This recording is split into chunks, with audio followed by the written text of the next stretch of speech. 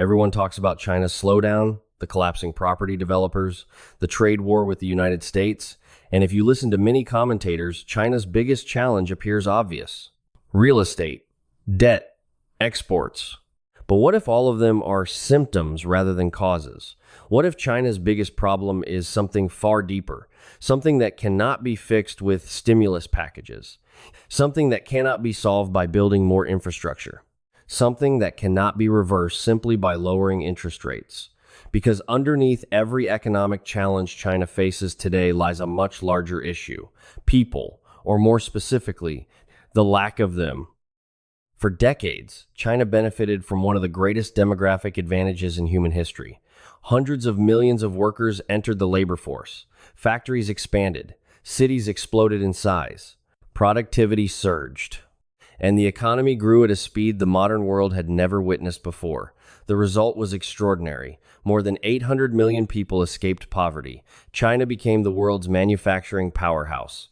Its economy grew from relative isolation into the second largest economy on Earth. Entire cities appeared almost overnight. The Chinese miracle seemed unstoppable. But miracles often contain hidden expiration dates. And China's demographic clock may now be running out. Today, China's population is shrinking. Birth rates are collapsing. Young people are delaying marriage. The workforce is beginning to contract. And for the first time in decades, the assumptions that powered China's rise are starting to break down. This is not simply a social issue. It is an economic issue, a geopolitical issue, a technological issue, and potentially one of the most important developments of the 21st century. Because China's greatest challenge may not be slowing growth. It may be that the engine that created that growth is disappearing altogether. So what actually happened? How did the country that once feared overpopulation suddenly begin worrying about population decline? Why are fewer Chinese families having children? And what happens when the world's largest economic miracle begins running out of people? To answer that, we need to go back to the beginning of China's rise. When China began opening its economy in the late 1970s, it possessed something extraordinarily valuable: a massive population. At the time, this looked more like a burden than an advantage. Hundreds of millions lived in poverty. Infrastructure was underdeveloped. Productivity was low. But China's leadership saw opportunity. If those people could be educated, trained, and integrated into the modern economy, the country would possess a workforce unlike anything the world had ever seen. And that is exactly what happened. Factories multiplied. Exports exploded. Foreign investment poured in. Millions migrated from rural villages into growing cities. For decades, China's labor force expanded continuously. Each year brought more workers, more consumers, more taxpayers, more growth. The model was remarkably effective. Cheap labor attracted manufacturers. Manufacturing created jobs. Jobs created income. Income created demand. Demand created more growth. The cycle reinforced itself. And because China had such a large population, the process lasted far longer than most economists expected. For years, the world focused on China's factories. But the real miracle wasn't the factories. It was the people inside them. The workforce became the foundation of everything: economic growth, housing demand, consumer spending, tax revenue, industrial expansion. All of it depended on one assumption: tomorrow would contain more workers than today. For decades, that assumption held true. Then something changed. Ironically, the roots of today's crisis were planted during one of China's most famous policies, the one-child policy. Introduced in 1980, the policy was designed to control population growth. At the time, many leaders feared that rapid population expansion would overwhelm economic development. The logic seemed straightforward.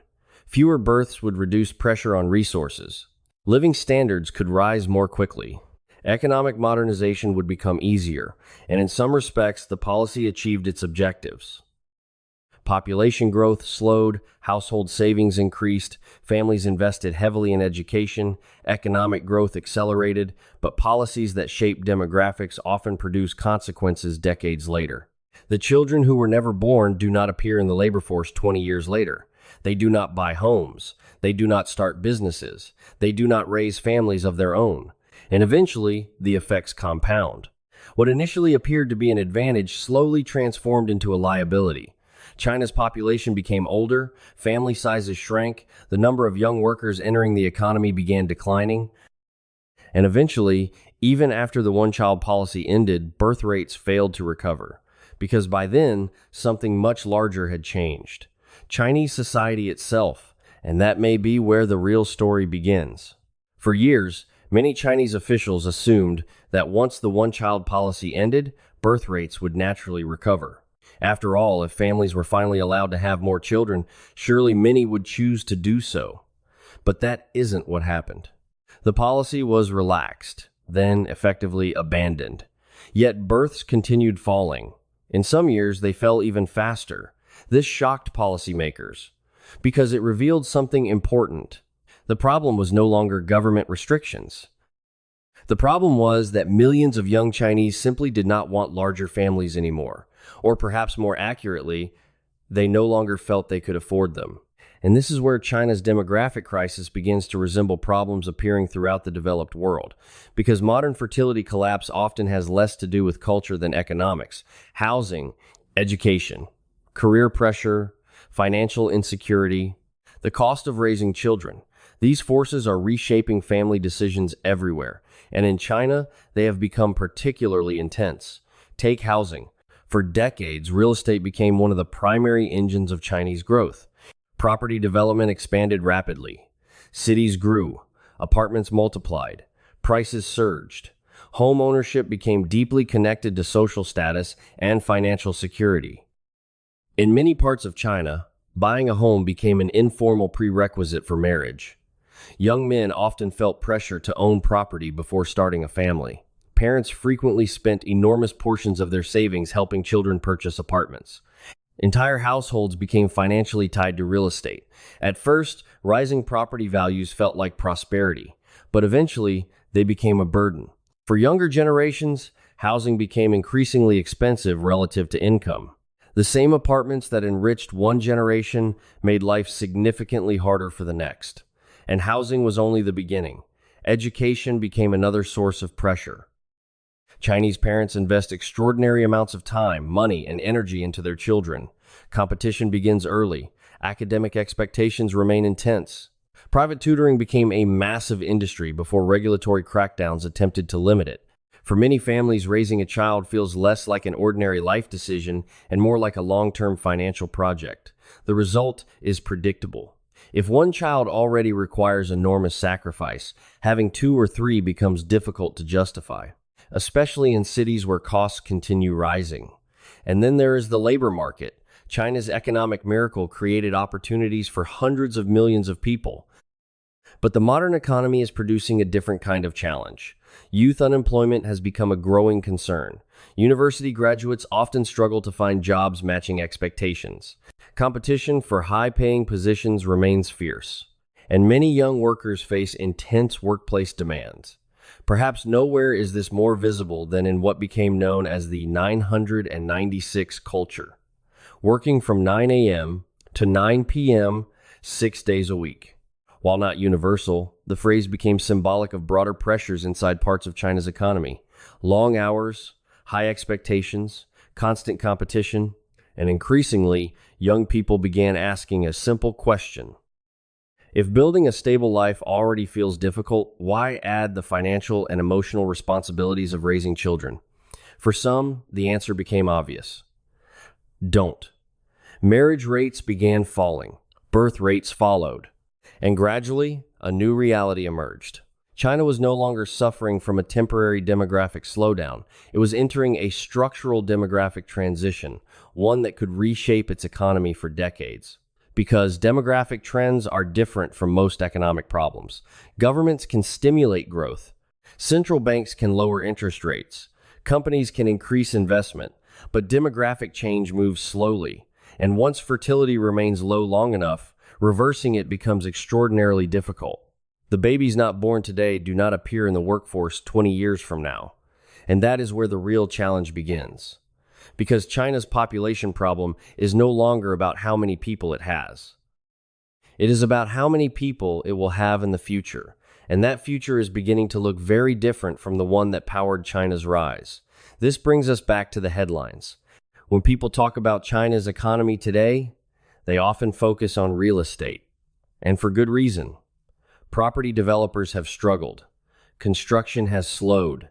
Housing markets face significant pressure. Some of the country's largest developers accumulated enormous debt. Entire sectors have been forced to adjust. These are serious problems, but they may not be the most important problems, because property markets can eventually stabilize. Debt can be restructured, governments can intervene. What is far harder to fix is demographics. In fact, many of China's economic challenges are connected to population trends in ways that are not immediately obvious.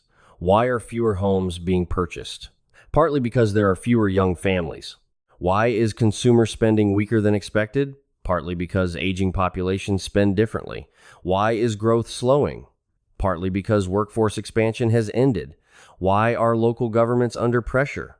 Partly because many built financial models around endless urban growth.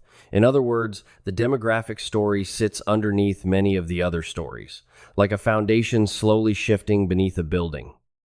And this is why some economists believe China's greatest challenge is not debt, not real estate, not exports, but demographics, because demographics shape everything else. And demographics are becoming increasingly difficult to ignore. For most of modern history, economic growth followed a relatively simple formula. More workers, more production, more consumption, more growth.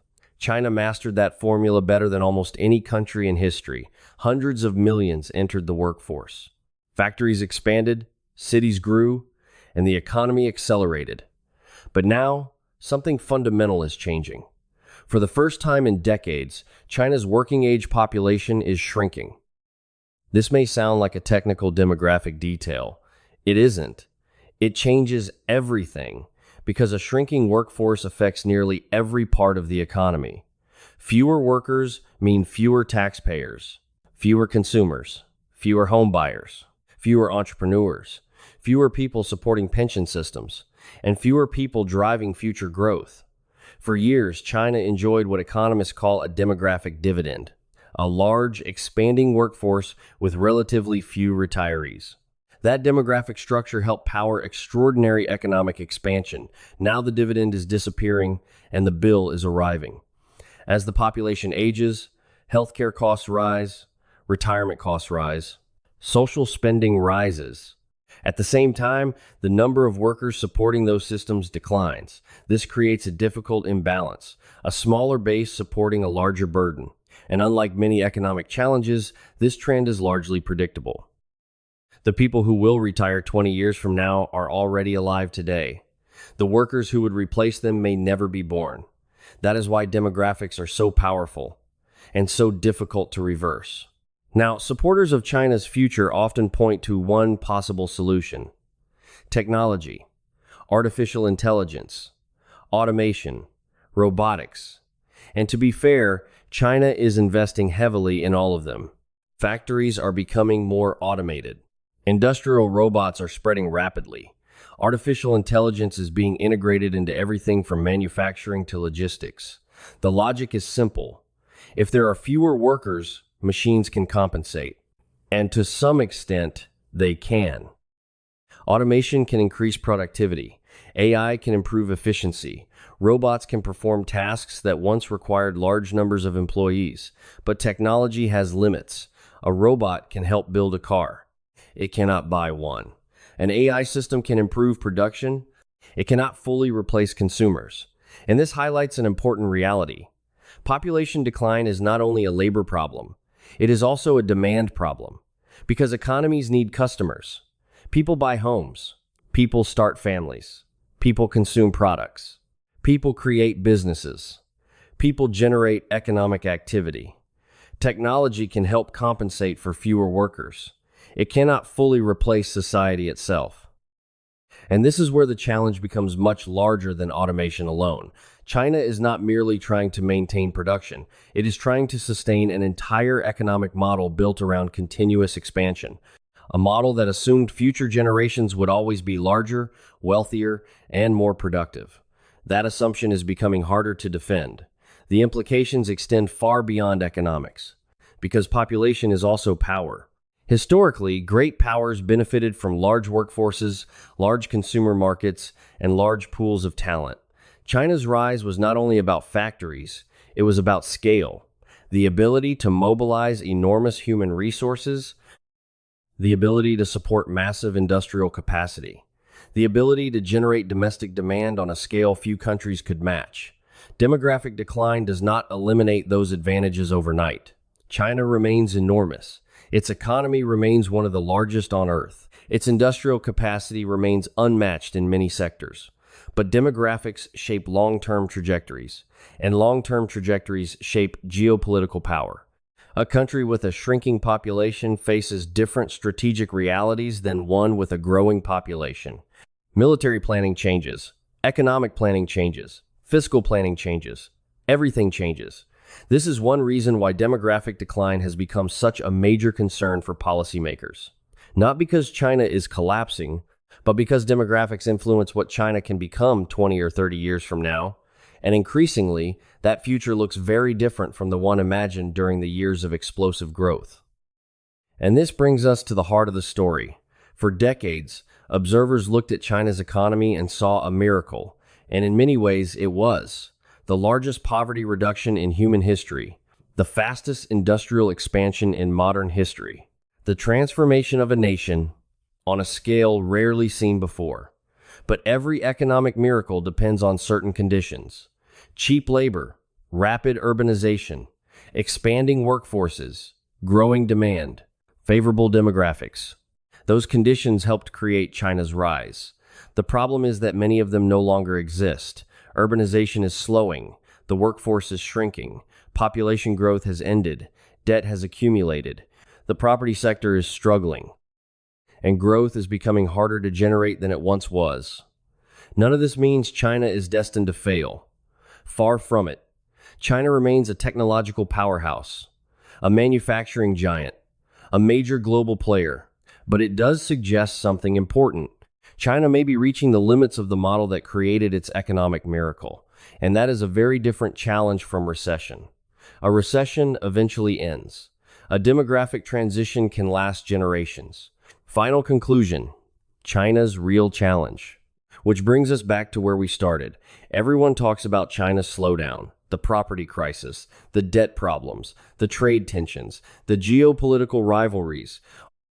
And all of those issues matter, but they may not be the real story, because underneath each of them lies something deeper. Demographics, the number of workers, the number of consumers, the number of future taxpayers, the number of future families. For decades, China grew because it had more people entering the system every year. Now, that trend is reversing, and with it, many of the assumptions that powered China's rise are being challenged. The uncomfortable reality is that China's biggest problem is not what most people think. It is not a single company, not a single industry, not a single policy. It is the gradual disappearance of the demographic engine that fueled one of the greatest economic transformations in history, and that makes China's challenge uniquely difficult. Because governments can build infrastructure, they can stimulate demand, they can restructure debt, but they cannot quickly create an entire generation. The children not born today cannot enter the workforce tomorrow, and that is why demographics matter. Not because they create dramatic crises overnight, but because they quietly shaped the future for decades. China's economic miracle changed the world.